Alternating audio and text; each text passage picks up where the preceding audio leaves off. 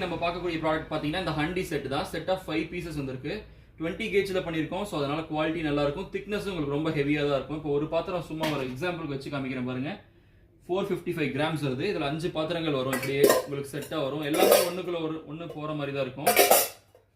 நீங்கள் சாப்பாடு பரிமாறுறதுக்கு இல்லை உங்கள் டைனிங்க்கு எல்லாத்துக்குமே இதை யூஸ் பண்ணிக்கலாம். இது ஈவன் குக்கிங்க்கும் யூஸ் பண்ணிக்கலாம். 20 கேஜ் தான். இண்டக்ஷன் ஃப்ரெண்ட்லியாக தான் இருக்குது.